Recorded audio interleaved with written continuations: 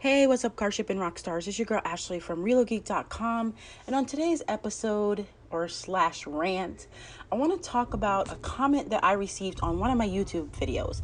Now, ever since I published this particular video, I've received a lot of different comments, and they usually range from either one end of the spectrum to the opposite end of the spectrum. So on one side, we have and the video that I'm talking about is the freight broker video, talking about how much freight brokers make on a load, more specifically auto transport brokers. And you have on one side are the truck drivers that are like completely furious and upset and mad, and they're like, that's a ripoff, and they feel like I automatically take the side of being a broker. Then you have the brokers that are like, oh, thanks for this information, it's good to know, etc., etc. So what I want to talk about today is for you guys, you truck drivers. And I've talked about this before in video after video. I talk about it in my course over at haulandhustle.com. It's a car hauling business course that focuses on the business side of car hauling.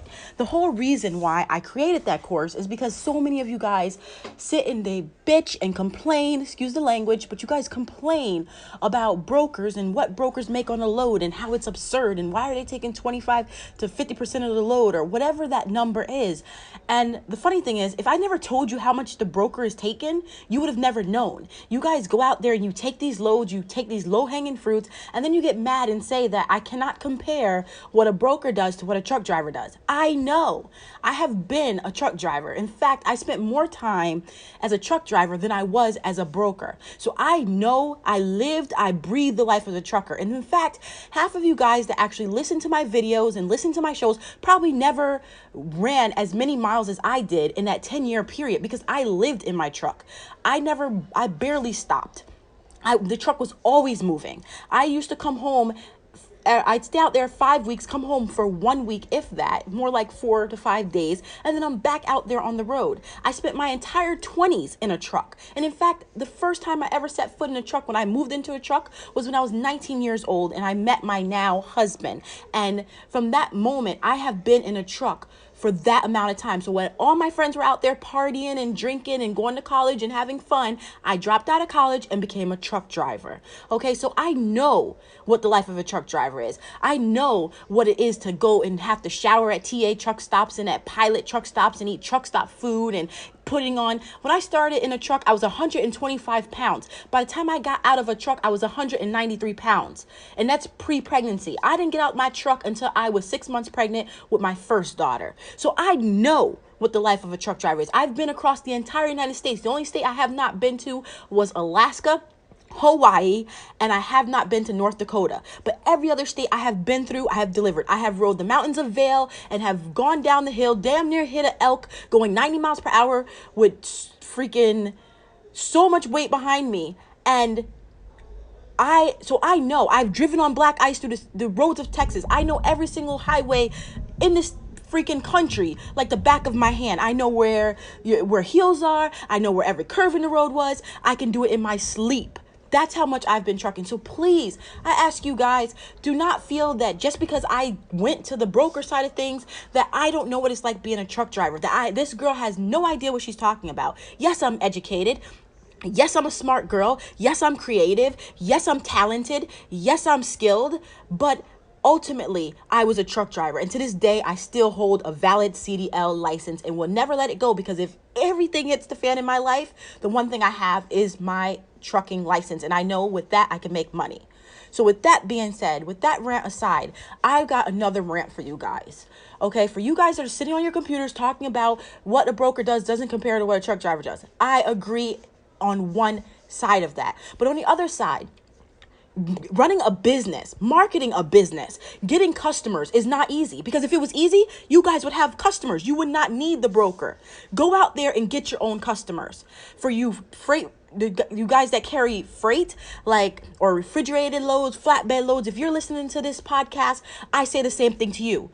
You talk about these freight brokers taking all this money. How much of that money that they're taking from you are they allocating for their marketing budget to get the customers? They got to convince these companies, these people, to pay them to allow them to be responsible for millions of dollars worth of load.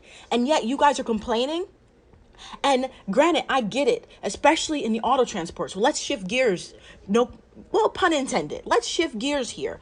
In the auto transport industry, you guys are getting crap, right? Brokers, in order to get the cars that they're getting, they're calling hundreds of leads a day, some people. And then they have to talk to people that are hanging up the phones in their face, don't want to be marketed to, don't want nothing to do with them, begging them for the load.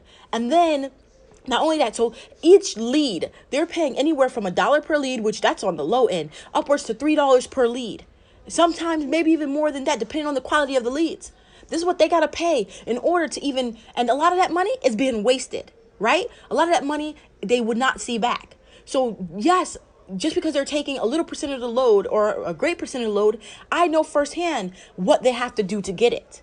So my advice to you truck drivers, you auto transport carriers in particular, start marketing your business as if you are a broker. The same thing that the brokers are doing to get their loads, you do, minus the leads. Don't buy leads. And again, I talk about this in my course on how to grow your business, how to get referrals. All that stuff is in my course over at hallandhustle.com, right? So it's one thing to drive a truck, but it's another thing to market your business. You spending that 5-10 minutes on Central Dispatch or whatever, however long you're spending on there. That does not compare to having to deal with customers every single day. So you're paying for the convenience. Now, I don't agree with the prices that they're giving you guys. But you know why? It's not because they're taking too much money from you guys. They're not. These brokers are barely surviving. If you ask these brokers what their profit margins are, chances are they're spending 80% of their money and only making 20%. They're spending 80% and they're not taking home much. Most brokers do not even break six figures because of the marketing money. That's why I stopped buying leads. I was an excellent lead converter. But the reason why I stopped buying leads, because I wanted to play the long game. I wanted to play the game of get my name out there for the cheapest way possible, educate clients, spend less time educating clients by making videos that can be recycled, evergreen, used over and over, bring people to me instead of me going to them. And that strategy worked. And that's the same thing I try to teach truck drivers to do. Set up your website. Right? When you're out there delivering these cars, meet people. Clean yourself up. I know it's hard.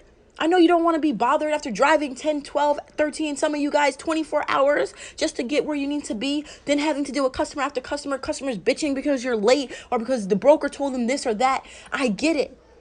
That's why you need to say, listen, I'm sorry. This is what I did as a truck driver. This is what I did when I hauled cars to grow my car hauling business. You talk to these people. You become friends with these people. You say, hey, can I get your information? Is it okay if I keep in contact with you? Is it okay if I check back with you time to time? Because most people that ship a car one way is going to ship a car again, right? So you have to capitalize on these moments. Get your name out there. Do a damn good job. Stay in contact with the customers. Again, these are things I teach in my course, but I'm letting you know now for free. It's as easy as build relationships. Stop spending your time and energy bitching about what brokers make on a load and start getting out there and getting your own clients. So with that being said, I leave you with this idea, with this advice.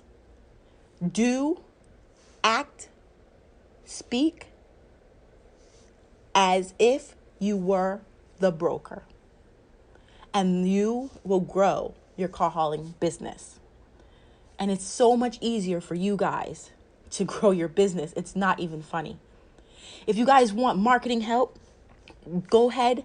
If you guys want to learn how to grow your car hauling business, if you want to know how to run your car hauling business, head on over to my course at hallandhustle.com. Right now, it's only $197. That's a small investment for the amount of information and knowledge that you are going to learn.